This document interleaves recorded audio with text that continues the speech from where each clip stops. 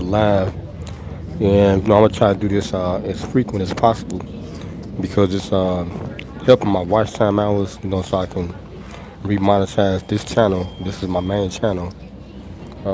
As y'all know, I got 9K subs on this channel, and I think they're doing a little diagnostic thing right now, and cleaning out like the bots or whatever. They do that like every year, so you'll see a significant amount of like subscribers dropping from my channel, but I'm picking them up every day too. So it's I'm not buying those subs and stuff like I did when I started. So I'm doing everything natural. So it's like now I'm letting my watch hours accumulate and build back up. So I can really launch like new stuff on this channel. It's pretty much like the vlogging, and then my docos for like my record, and stuff like that. I only got like 3 hours left. Well, three songs left. Three songs left to record on this project, LCDAONE Downfather, which hopefully I probably could put it out maybe I'll say in December. I probably another birthday thing or something like that. My birthday or probably you know I'll probably put it on Jesus' birthday shit. I might release it on Christmas shit. But it ain't no rush, man. You know what I'm saying? And I'm about to start lining up the music videos and all that stuff. But anyway, this line really is the update about the repairs on my vehicle. Now, as y'all know, man, I was doing Uber about what a week and a half ago now, and on that trip, y'all look at the vlog, man. My tie rod popped out while I was taking a homie to his job. You know what I'm saying? It's like I went over a series of bumps on Canal, like on 16th and Canal, and my shit started bouncing like a lowrider. I was like, well, hold on. I had to jump out. I told the homie, I was like, man, dog, let me check and make sure everything good. Because I did know I needed the ball bearings with ball joints because my shit was wobbling on my driver's side. But me being a vet OG driver and shit, I done drove a lot of motherfuckers, you want to call it steamer type cars and shit. But anyway, got out, checked it and stuff. He was good. We got to 18th and Canal, and the motherfucker tie rod popped out on the passenger side front. And I was like, damn, I'm glad we went on the expressway because previously I had just took a guy to work and I took him to the busway that's down there by McCormick Place. And he taught me something I never knew because I knew how to enter the busway, like going towards where I job at my job, the dock area, like in a modern building through 14th Street, 13th Street, I think on 14th and State. That's one way you can enter, but he said that's not the real way you can enter. And he was telling me something. He was like, man, that was the busway was a secret, like like passage route underground for Mayor Daley, and he was the one that built that little strip, so he can get quick. It's like a quick pass back to his crib. He stayed in Bridgeport. This is Mayor Daley Jr. Okay. But anyway, my homie too, cause he gave me a lot of opportunities, man. Shout out to Mayor Daley. And when I went to school in Holden Elementary, over there in Bridgeport, it made me an iconic figure over there. But anyway, man, I had been and took him to the job, and I was doing like 90 on the expressway, man. I'm glad I didn't have no problems then, cause we would have tumbled, we would have damn near flipped over. I know it because the way that tie rod popped out and the way the wheel turned in, I had been through an axle break, but it wasn't me that hit the axle. I told y'all I did went through something like that previously, but it was my cousin. He had a Chrysler, a Dodge Chrysler, and we used to call it the coffin and shit. And like every Friday we would go out to the Hundreds out there at Morgan Park, hang with the NPG gangsters and shit, and we'd be smoking out. We used to smoke that real shit I'm talking about. But we had Snoop Dogg coming out there at that time. They had Roots out there on Longwood, the Black World Park. That's where Jello was at and shit, and doing their sessions and all that. But yeah, that was back in the day. But he had an axle brake. I remember that shit. I thought it was me, but he had an axle brake. So I had remember, that, what happened in that time. So I thought I had an axle brake, but it was my tie rod that popped out. Now I gotta call them at 9 because they opened at 9. Suji's Rogers Pontiac on 27th in Michigan. That's where I got the car from. And they got good service down there. And Sandra, she's the service person, and she inspected the vehicle, and it's like she told me it's gonna be like 7K worth of repairs and shit. And you know, I think it was owned by one owner. I think a female owned it.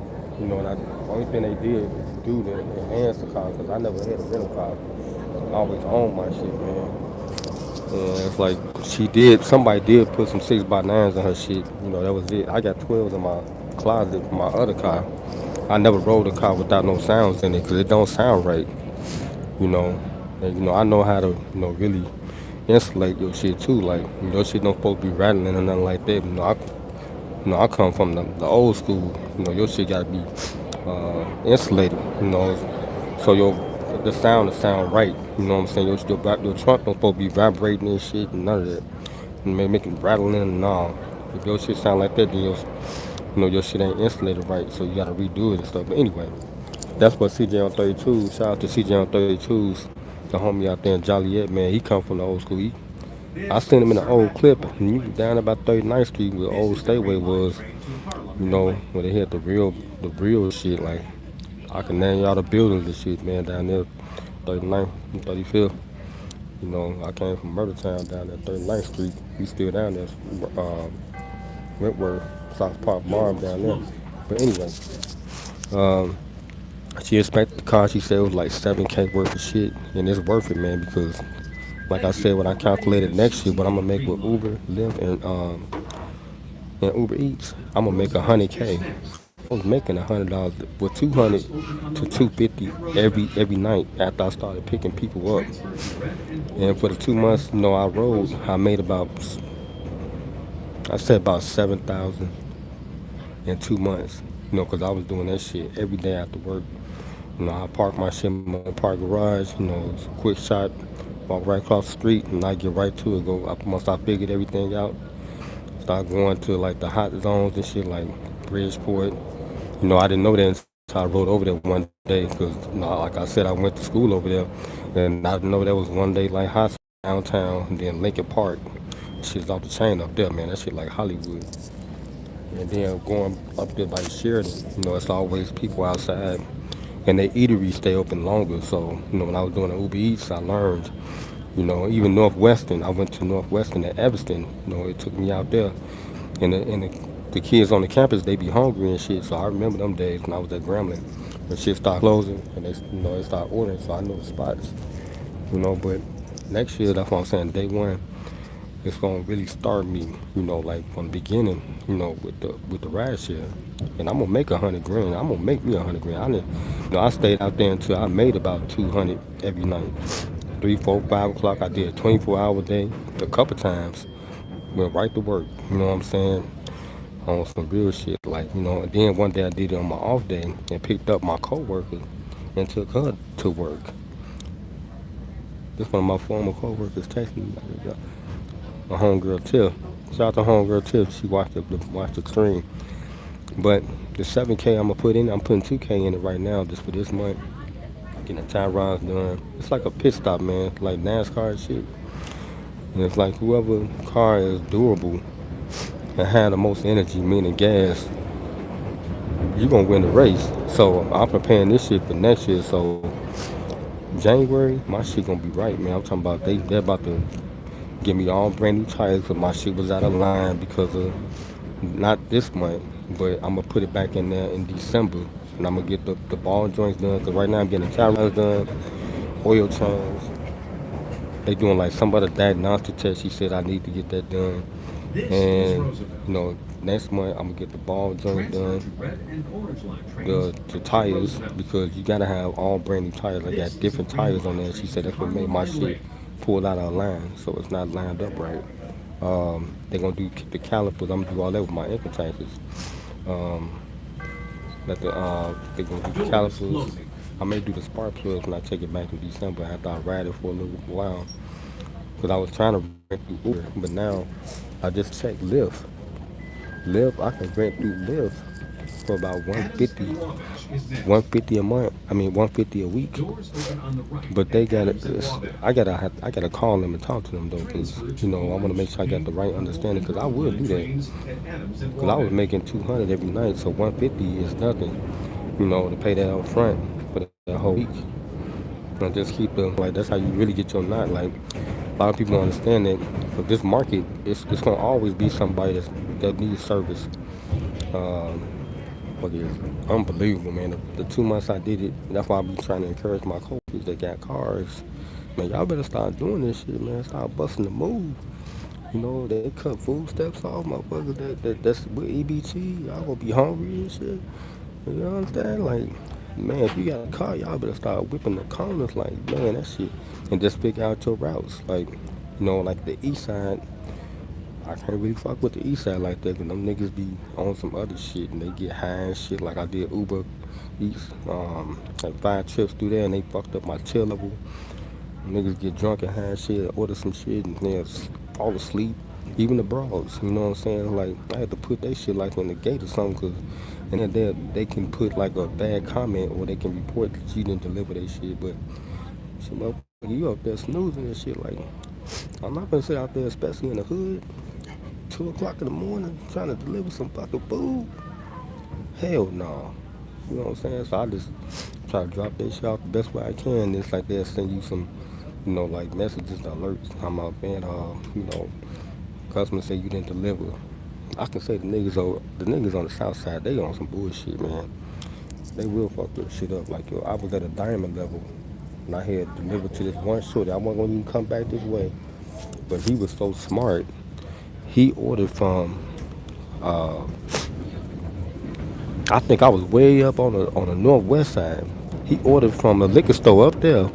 It brought me all the way. I wasn't even gonna take the ride, but I was like, it was my last trip, like 2 o'clock in the morning. I was gonna come back this way anyway, go to the crib. So I took him and shit. So it was nice. He was cool, man. Real, polite and shit. Gave me his ID, but it was too many damn alerts.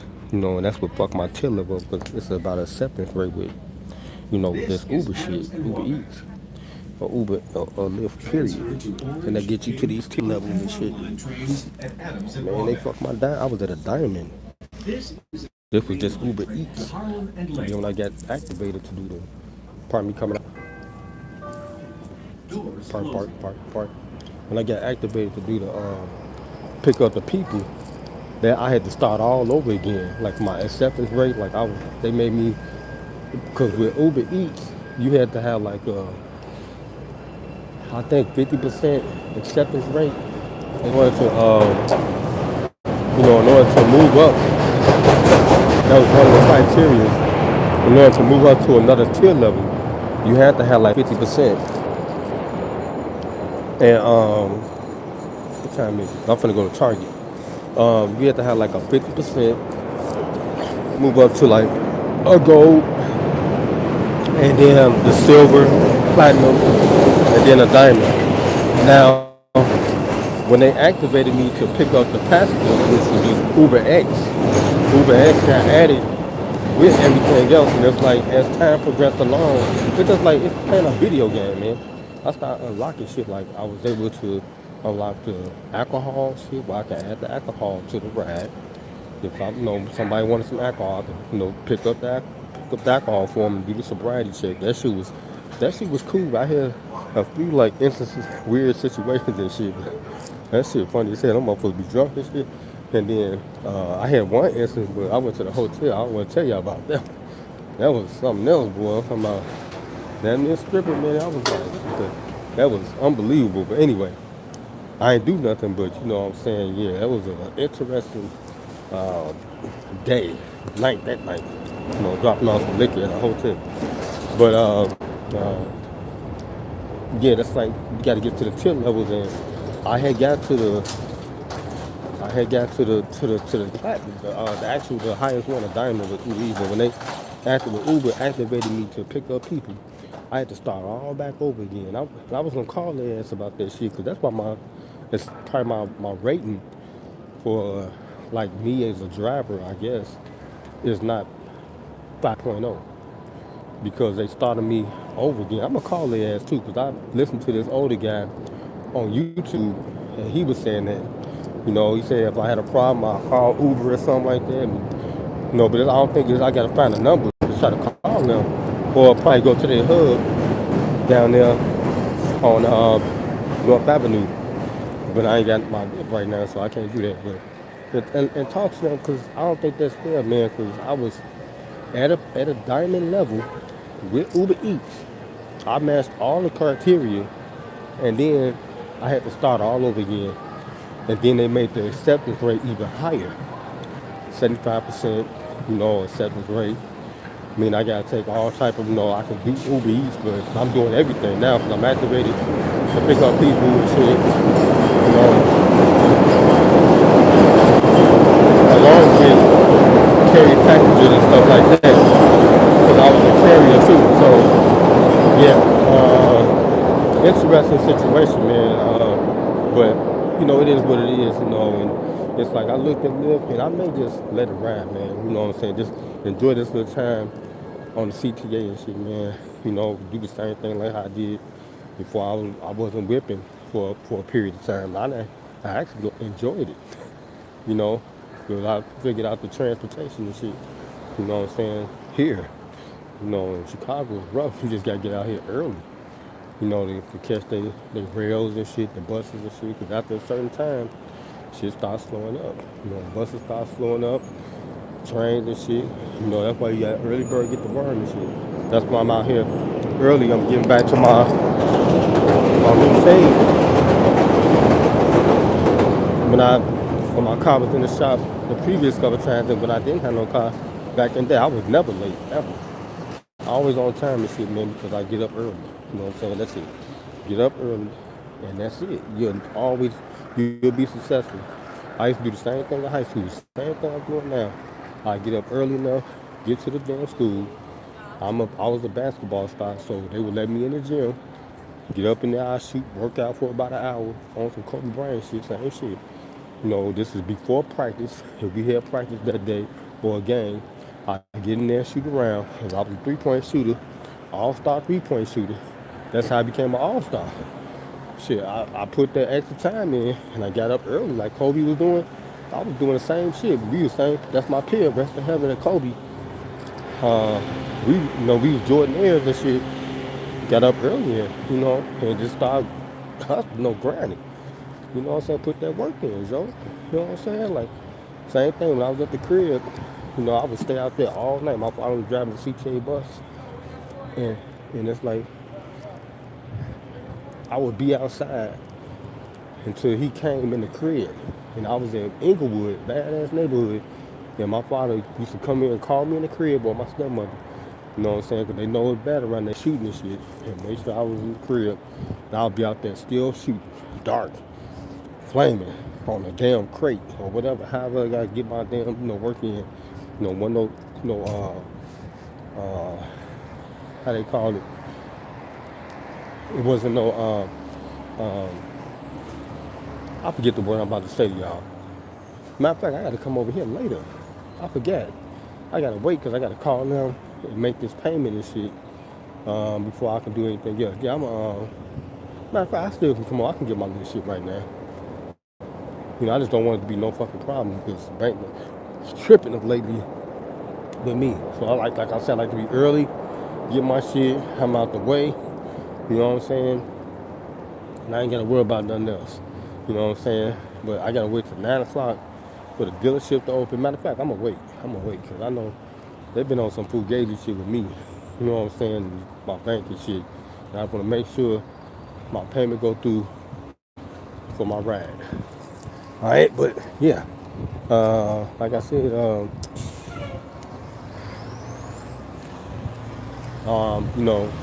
gotta get up here and do your thing, like early enough. The early bird get the worm, man. It's like, I'm an A student. You know what I'm saying? I've always been an A student, and that's what the A crowd do. They take care of business, man, and they do shit early, and then you can chill however you want to do. Like I used to do all my homework at school. It was homework, but I finished my homework because I was a basketball player. And in order for me to really, like enhance my skills, I had to practice longer, before started to become natural. Even though I was gifted, you know, but that's what I'm saying. The more you do it, more persistent you do it, and the the better you're gonna become. You know, where it's gonna become a norm. Like it's second nature. Like what I'm saying. Like how you go to the Bulls game and y'all see how quick they be moving and shit, and you know what I'm saying. And they shots be nice because I'm supposed to be putting up thousands of shots and doing shit. You know what I'm saying? That shit real because I used to do the same shit all the time. You know what I'm saying? Like when I was on the team, we had coaches and shit, man. Yeah,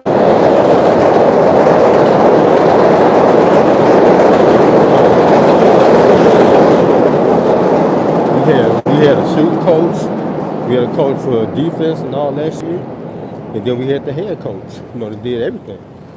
So it's like I was a 3-point shooter, so it's like I had a coach working with me and shit, and because I was an all-star and shit, and and that helped me. Then after the fact, I put my own work in with some of my homies on the team. Then when I got to the crib, it was another prep star that was around the way. He was at Harper High School, and I used to work out with him, play pickup games and shit. And and then I used to work out with my little brother, my stepbrother, and my cousins and shit, all the time, relentlessly, like put extra time in. But I was just, I was on a whole. I think I was at superstar level, pretty much. But I took the All Star thing because my coach had me coming off the bench, and I did make it to the citywide All Star for the 3-point contest and stuff. Uh, got selected because I was the best in my group, especially on the South Side. Wasn't nobody playing the ball like me. Period. Everybody knew my shot. They were like, Martin, there's that shot. They still to this day, know me for that. My 3-point shot. I'm talking about I was like Steph Curry. I'm talking about for anywhere on the court. And my coach, man, Steph Curry, he a trip, boy. You know, every time he put me in the game, I would follow the scheme of the offense, but me being like different, like having those skills and that MJ skill set, I wanted to, show I can, show my talent. But he would be like, no, Martin, he want me to follow this diagram, for the offense. And hell, yeah, I did, the triangle offense. But when I got that ball, it was over with. I had to do no dribbling. I just used, that was my lethal weapon right there, was to shoot first. And I jumped so damn high, that's what I'm saying. I worked on my game and worked on my body. When I was able to jump so damn high, well, that shit was unstoppable at this size. I'm talking about, I used to practice so much in the gym, but our best player, Floyd Farrell, he's 6'9". Then we had another player, Leroy Square. He was like, motherfucking goddamn it, he was 7 feet tall. They couldn't block my shots because I was jumping high as hell. I was jumping at their height and higher. In order to release the shot, because I had a quick release, I was like a shark, and get the shot off over them, and I did it quick. And it's like, they used to practice that too, like, I forgot what they call it on defense, where you pressing the guard on ball, and you run towards the guard, or anybody shooter, period, to try, to divert their shot. And see, this stuff they don't talk about, man.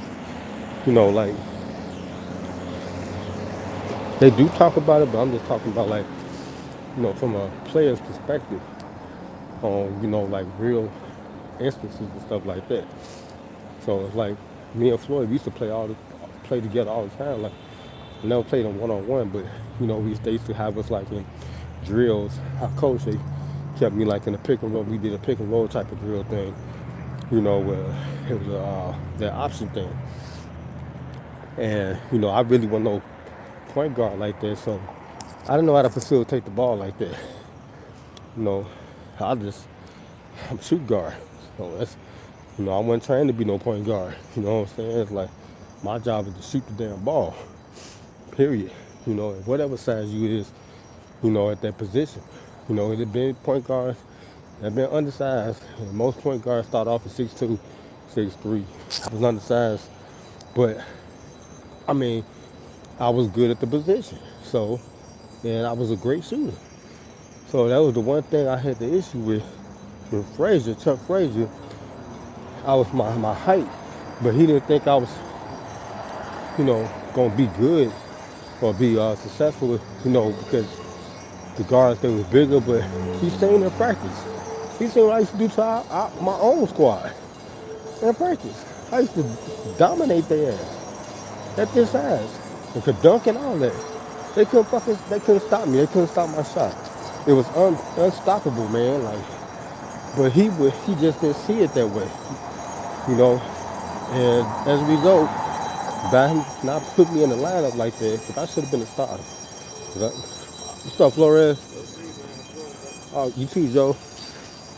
And it's like I should have been a starter because my group from Frossoff, they moved up. I was the last one they called up because my Frossoff coach, Matt Golden, he didn't want to let me go up because I was the last one. Thank you, sir. The last one from the starting group and for my group. Yeah, he wasn't going to have nothing on the Frossoff team. That's why he didn't want me to go up, but I had to. We was better than the varsity. So that's why they started snatching us early. They called all us up. They called my homie Twan up. They called Cheese up, Eric,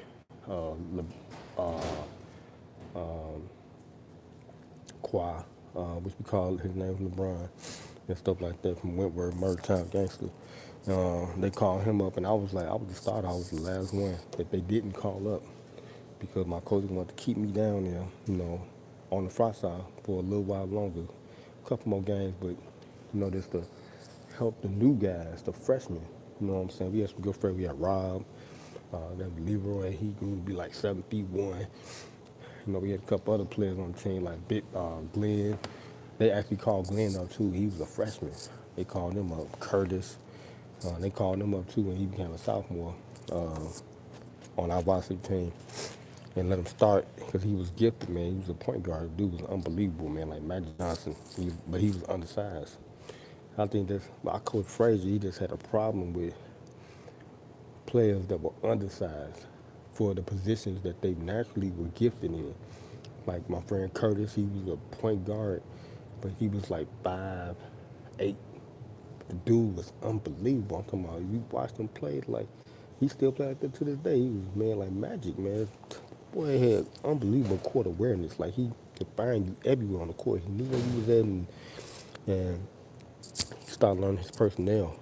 Kurt was real. He was cold like that. And then when he was on the freshman team, they let him start. I mean, the freshman team he started, and then he started with us, and we was sophomores and stuff. Because I was the starter my whole career until I got up to the varsity with Frazier. Even in grammar school, I was an all-star. Grammar school, I went to Holden Elementary to play my games at McGuane Park on 31st and Halsted. I was an all-star.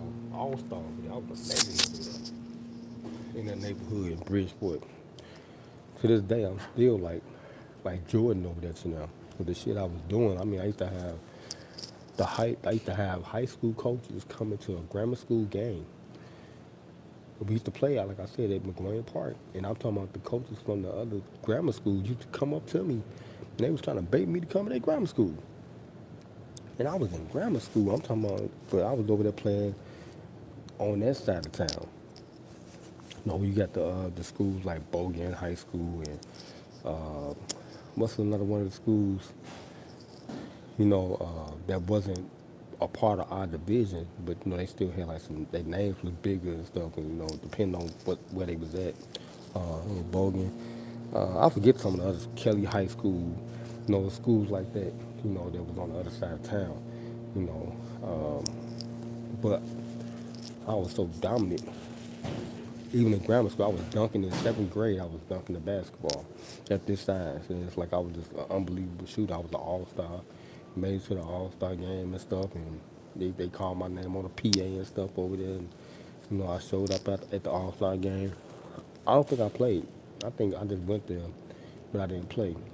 My little stepbrother, he came with me and stuff, and he witnessed all that.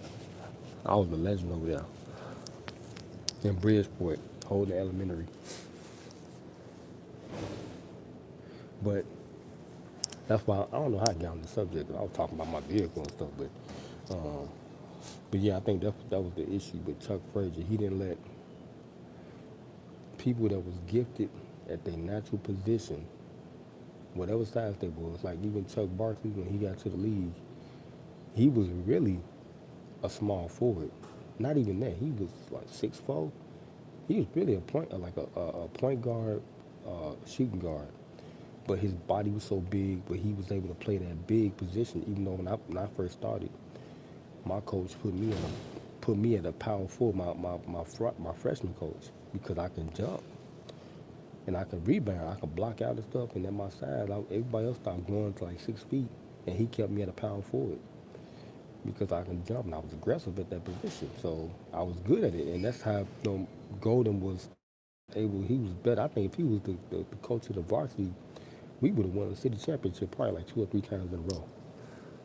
But Chuck Frazier was the varsity. He should have been the frontline coach, but he was the head coach of the varsity and stuff. And he just didn't know how to rotate the personnel, man. Same thing like how I'm looking at Billy Donovan, but he's doing it now because they don't have Kobe and Dustamo getting hurt still.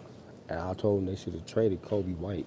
I would have been trading him because he's not gonna fit in the system like that. Because he a big ass point guard, but he a shooting guard.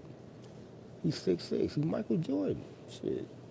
You know what I'm saying? He too big for that position. He don't pass the ball. He like Derrick Rose. He's not no natural facilitator. He a shooting guard. And he on the wrong team. Like if he was to go to Orlando, they got Suggs down there and they got a couple players down there. He'll fit right in their damn system. Like Wendell Carter, see what happened to Wendell Carter, he went down there, he was in this right position here. But it's like it depends on the coach. It all boils down to the coach. That's what it really boils down to. If you got a good head coach that really know personnel, know how to manage talent, I don't care if they is undersized at the position. If the coach know how to manage that talent and rotate that talent, 9 times out of 10, you gonna have a good ass team. Like Mike Malone, he was the best coach for Denver. That's how they were so successful. Michael Porter Jr. was 6'9", 6'10", Kevin Garnett. He had to make the small forward because that's his natural position. I mean, he know how to play that fucking position. You know? And that's why he excelled. And they made it to the NBA championship. And they won. Because he knew how to manage the talent. He was great at that. They got rid of him. I don't know why they got rid of him, but probably because money issues and stuff, and he worth, and the value, what he did, he helped them win a championship. And this is post Carmelo Anthony. He had a lot of great coaches, but they didn't know how to, like I said, rotate the talent properly. Same thing we had the issue with. Like we had transfers that come in, like my homie Derek came in. He wasn't a point guard, but they put him at a point guard position. Even my homie Cadillac Anderson, he was a great point guard, but he was too small for the position. He really was like a bench player, but that's what I'm saying. Frazier would just do oddball type stuff, man. I just couldn't G for it. Like, come on, man. Like, like I'm a real shooter, and you got me at trying to mold me into becoming a point guard. And I was a shooting guard my whole career, from 8th grade, from grammar school all the way to high school. From Frasa, then I get to the varsity. He want to turn me into a point guard. I don't pass the ball, dog. I shoot it. I'm a great shooter, great scorer. Like, You know what I'm saying? Like, I'm not one of them types that's gonna pass the ball. I mean, I'm gonna pass it, but I played the shooting guard for so long, like I didn't know how to run no point guard, position like that. You know what I'm saying? Like that wasn't my natural suit. You know what I'm saying? My natural suit is the shooting guard. And Golden understood that. He took me from the block. Once he saw me, like, man, Lawrence, you can shoot the ball. And he just instantly took me out the block. He knew I could rebound because I could jump high, with the other bigs on the team. So that's what I'm saying, he was able to identify that. And once he see Martin, you can shoot the ball, because I was working on my shooting, pulled me out the block and put me on the perimeter. You know what I'm saying? And the rest is history. It's like we had I think a Hall of Fame legendary Frostside team. Wendell Phillips. He probably had the best Frostside team. Besides the one they did get down, they moved up to varsity and won the championship ever. But we was great, man. I'm telling y'all, we was unbelievable. They would be waiting to watch the Frostside game after the varsity because they know how we get down. Same thing with the girls. They had my homie Katrina on there. She was scoring like 30, 40 points a game and shit. And, they was rocking, man. Like, But, yeah, what time is it, man? I was waiting for Target to open up. I got down here early. Yeah. But I gotta wait for the dealership to open because I'm paying them first. That's my whole objective. Pay the dealership first. You know what I'm saying? So I can, get the car back in December. Ready to get my rating up. I want to stay with Uber. You know what I'm saying? Because I think I have more incentives with them. Even though Lyft is cool, but they don't offer they don't do the food service. So that's like a minus on their behalf. It's not an extra perk that you get, incentivized on. And with Lyft just go for like they pick up passengers, but it's like with Lyft, I had a few rides. I only had one ride where a person came with their animal, and that's a accommodation with Uber. That's something that you can add. You gotta add that. You just can't get in the car with an animal and it's not, part of that ride because that's more money. It's more money. So that's one thing I can say that's different with Uber and Lyft. Lyft, they cool with the rides and stuff like that. Especially like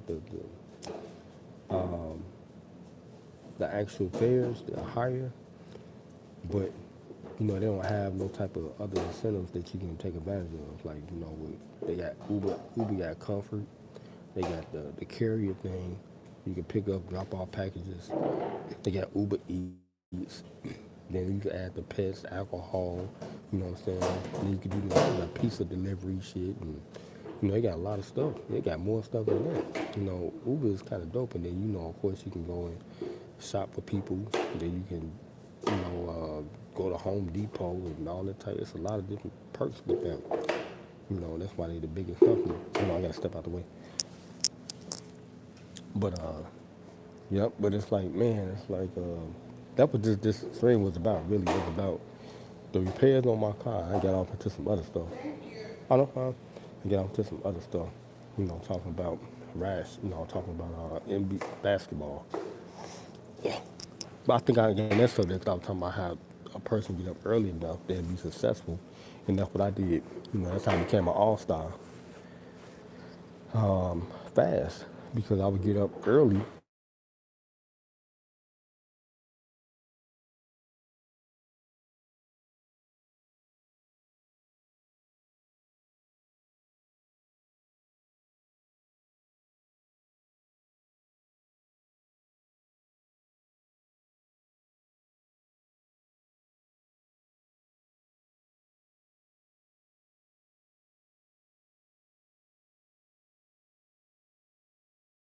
That was like a small gym, and we would be in there working out, and they wouldn't allow nobody else in because especially if it was a game day. We had to warm up and stuff too. So, they still had classes going on, and they would use the main gym. Matter of fact, I think they would kick people out the main gym and make them go to the small gym. If they had the PE or something like that still going on before school, was over because we had a game. So game day, we will have the option to work out in the morning early, even with the coach. Like he'd come in, we'd do some stuff with the coach, and then a lot of the players they would stay in the coach. And we really didn't do class like that on game day, and we would practice like excessively. Like I would do it at the crib, go to the school. It was just like being in the NBA. You know what I'm saying? Like I would work out home individually myself, then go to the gym, work out with the coaches and stuff early.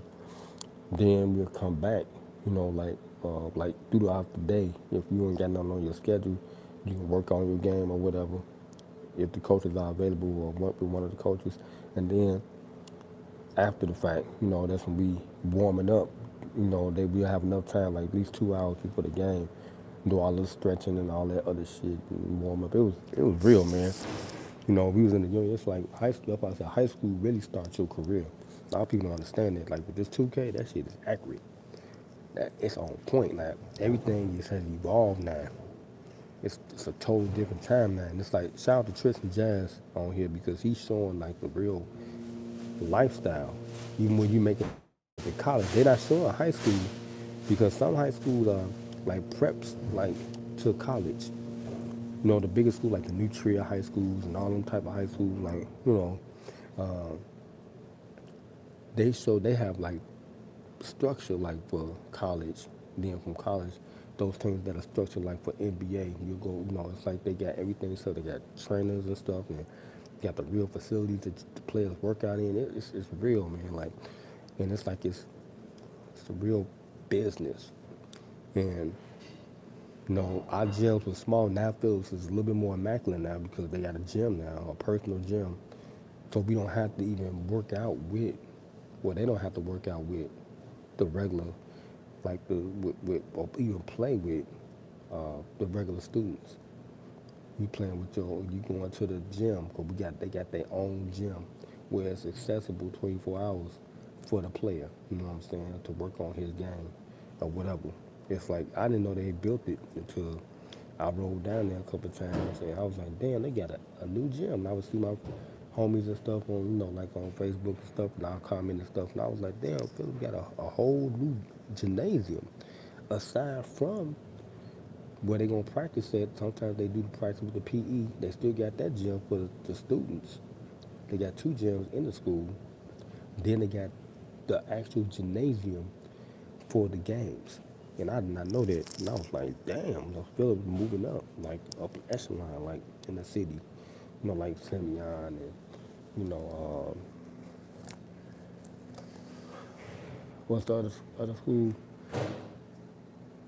that's popular? Farragut. Farragut High School like that, man, for real, for real.